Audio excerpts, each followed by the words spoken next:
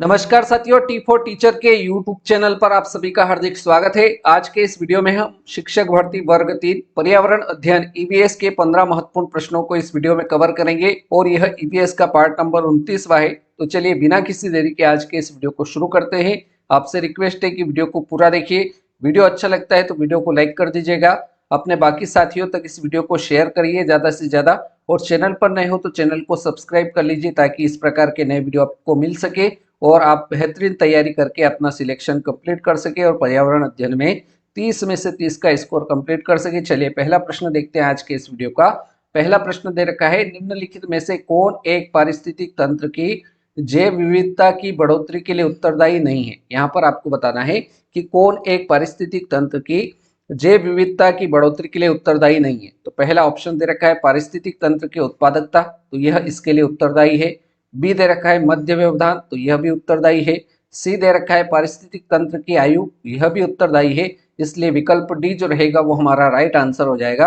पोषण स्तरों की कम संख्या यह जैव विविधता की बढ़ोतरी के लिए उत्तरदायी नहीं है, तो विकल्प डी हमारा करेक्ट आंसर हो जाएगा। अगले प्रश्न की ओर बढ़ते हैं साथियों। प्रश्न संख्या 2, एक भौगोलिक क्षेत्र में सभी पारिस्थितिक तंत्रों को एक साथ लेकर एक बड़ी यूनिट बनाते हैं, इसको क्या कहा जाता है। जीवमंडल कहा जाता है, भूभाग कहा जाता है, जीवोम या समुदाय। तो साथियों इसको क्या कहा जाएगा, तो एक भौगोलिक क्षेत्र में पारिस्थितिक तंत्रों को एक साथ लेकर एक बड़ी यूनिट जो बनती है उसको जैवमंडल कहा जाता है। राइट आंसर विकल्प ए के साथ रहेगा। अगला प्रश्न देखते हैं साथियों। प्रश्न संख्या 3, जब पौधों तथा जंतुओं की मृत्यु हो जाती है तब अपघटक इनका विघटन करके किस तत्व को वायुमंडल या वातावरण में विमुक्त कर देते हैं। लोहे को, कैल्शियम को, फास्फोरस को या नाइट्रोजन को। तो साथियों अपघटक विघटन करके कैल्शियम तत्व को वायुमंडल या वातावरण में विमुक्त कर देते हैं। बी विकल्प हमारा सही उत्तर रहेगा। अगला प्रश्न देखते हैं। प्रश्न संख्या 4, भारतीय वन अनुसंधान की क्षेत्रीय अनुसंधान शाखा, भारतीय वन अनुसंधान की क्षेत्रीय अनुसंधान शाखा मध्य प्रदेश के किस जिले में स्थित है। बैतूल में है, जबलपुर में है, इंदौर में या फिर मंडला में। तो भारतीय वन अनुसंधान की क्षेत्रीय अनुसंधान शाखा मध्य प्रदेश के जबलपुर जिले में स्थित है। ऑप्शन बी इसका राइट आंसर रहेगा। अगला प्रश्न है प्रश्न संख्या 5, ऑस्ट्रेलिया के घास स्थल को दिया गया भौगोलिक नाम है। ऑस्ट्रेलिया के घास स्थल को दिया गया भौगोलिक नाम क्या है। तो डाउन्ज इस प्रश्न का राइट आंसर ऑप्शन ए के साथ रहेगा। अगला प्रश्न देखते हैं साथियों। प्रश्न संख्या 6, भूतापीय ऊर्जा पर आधारित मणिकरण विद्युत संयंत्र किस राज्य में स्थित है। भूतापीय ऊर्जा पर आधारित मणिकरण विद्युत संयंत्र किस राज्य में स्थित है। अरुणाचल प्रदेश में, जम्मू और कश्मीर में, सी दे रखा है हिमाचल प्रदेश, डी है उत्तराखंड।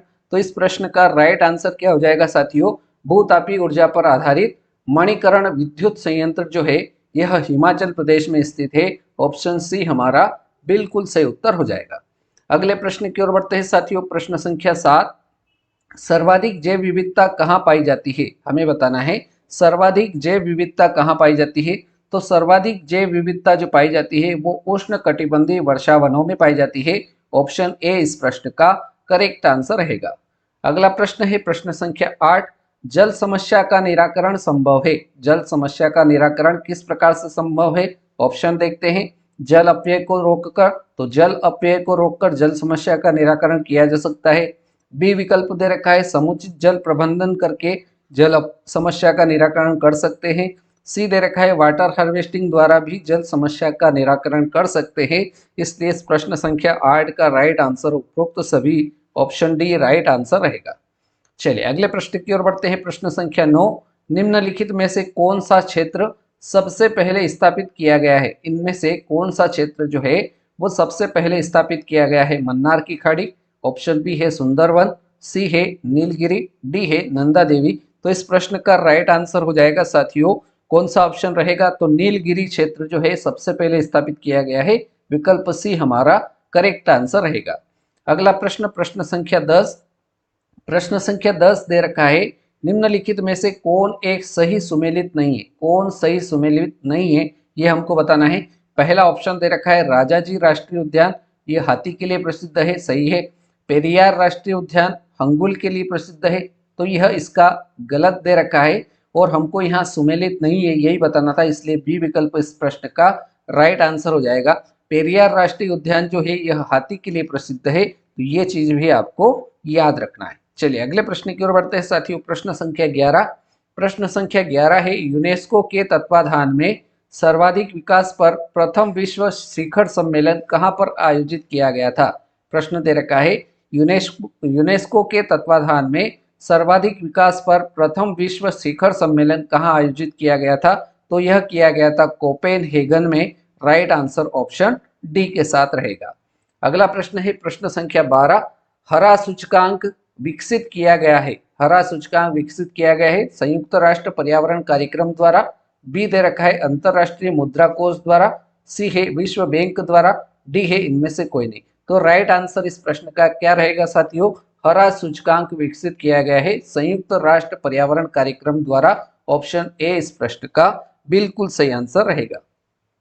अगले प्रश्न की ओर बढ़ते हैं साथियों। प्रश्न संख्या 13। राजीव गांधी पर्यावरण पुरस्कार दिया जाता है। राजीव गांधी पर्यावरण पुरस्कार दिया जाता है। पहला ऑप्शन दे रखा है वन रोपण तथा पड़ती भूमि के संरक्षण में, बी दे रखा है वन्य जीव संरक्षण में दिया जाता है क्या, सी दे रखा है स्वच्छ प्रौद्योगिकी एवं विकास में, डी दे रखा है पर्यावरण पर हिंदी पुस्तक लेखन में। तो राइट आंसर इस प्रश्न का क्या रहेगा साथियों, राजीव गांधी पर्यावरण पुरस्कार जो दिया जाता है वह स्वच्छ प्रौद्योगिकी एवं विकास में दिया जाता है। राइट आंसर विकल्प सी के साथ रहेगा।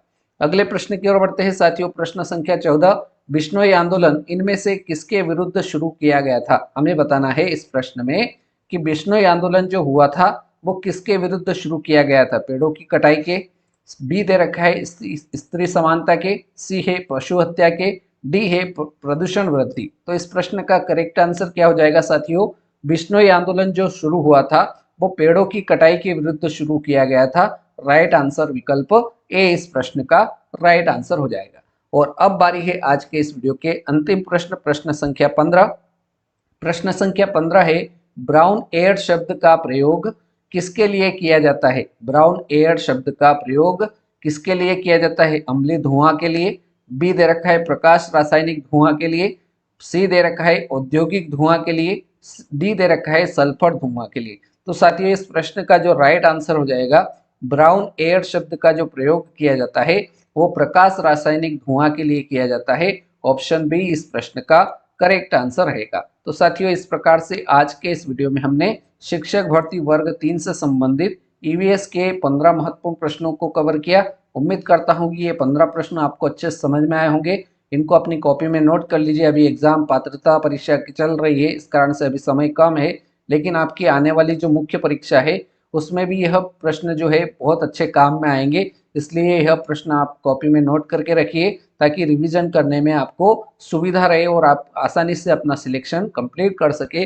उम्मीद करता हूँ ये बात आपको समझ में आई होगी। आपने वीडियो को पूरा देखा उसके लिए बहुत बहुत धन्यवाद। अगले वीडियो में मिलते हैं ऐसे नए प्रश्नों के साथ। तब तक के लिए जय हिंद, जय भारत, वंदे मातरम।